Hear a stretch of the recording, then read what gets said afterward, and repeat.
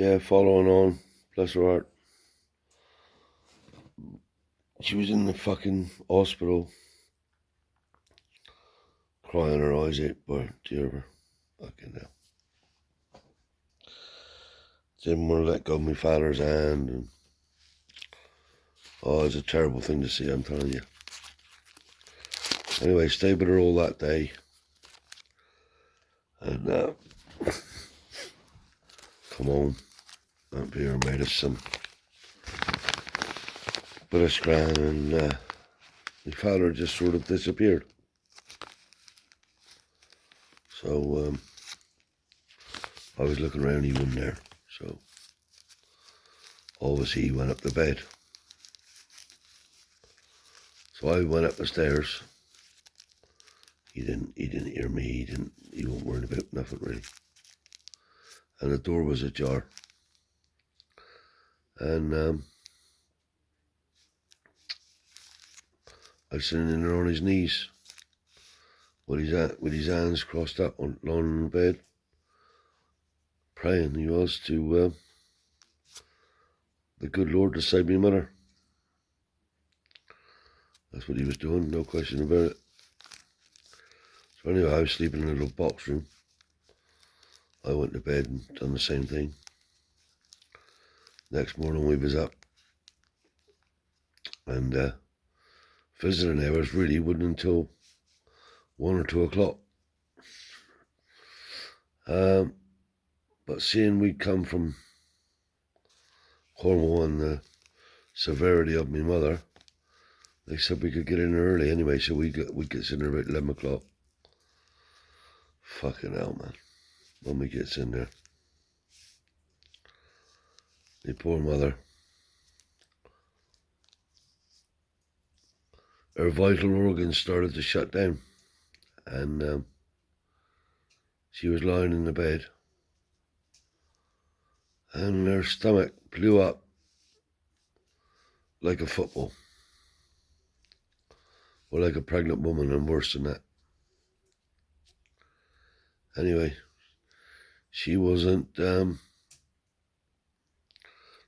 to the toilet both ways, and she was just blowing up. So her consultant come around and said, there's no way they can operate in her current condition. And until that swelling went down, and her vital organs started to pick back up, no good. See, her heart was strong as, she was strong as a lion with her heart. It was the mechanics of her heart that was wrong. Anyway, we was only supposed to be there 2 weeks maximum. Anyway, we was there for 3 weeks before they could do a thing. They got her stabilized under drugs, and her stomach finally went down. So we was lost. We had to go and see my mother every day, which that wasn't no problem doing that, but in that Brompton Hospital every day, and staying at my Aunt Vera's. So at this time, I had funny feelings coming over me. It was like I was a stranger. Can't explain it no more than that.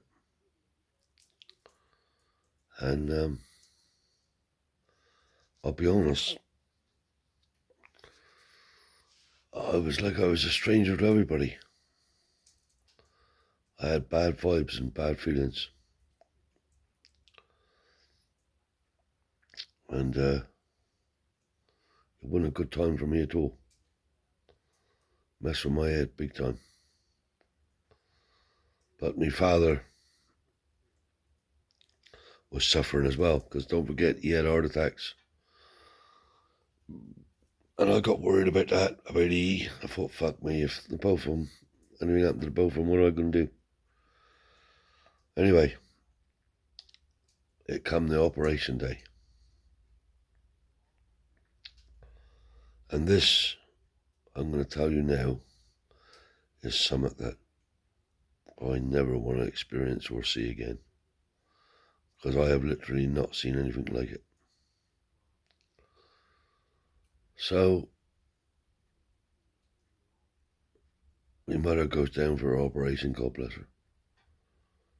And through all this, she wasn't afraid. Just that she was suffering. She wasn't afraid about dying or nothing like that at all. Anyway, operation day come. She goes down for operation, which takes 2 hours longer than what they said. So, my father goes to the door of the recovery room, looks in the door, and he collapses on the floor. Like, what the fuck? I don't know. So I'm clambering at Ina. Anyway, he comes around again and gets up. So he got to go into the recovery room. So he goes into the recovery room and he tells me to stay there, but I obviously couldn't stay there. And I have never seen nothing like this in my life. My mother was bollock naked under a white sheet on a stainless steel table that was warm to touch the hand. But her whole body, and I mean her whole body, was vibrating on this table. She had a couple of pillows under her head, but the rest of that, she was naked on the table, on this operating table. Anyway, bless her. She come round, and after about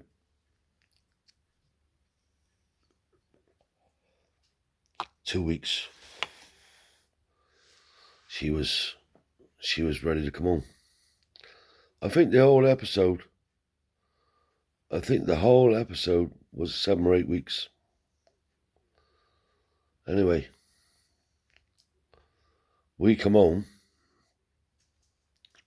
and my mother had to go into a convalescent home to recover. But you know what? The vibes and the feelings that I had, it might have been because I was away for so long, but things were not the same as when I went. They definitely weren't the same. Anyway, by this time, now I was 16. And this is another strange thing. My father kept on to me, go and learn yourself a trade. He said fitting or welding. He said, and then come back and join the business. Which I didn't pay too much heed to at the time. And that was what I did. Anyway, I went to work for Sam Leach Engineering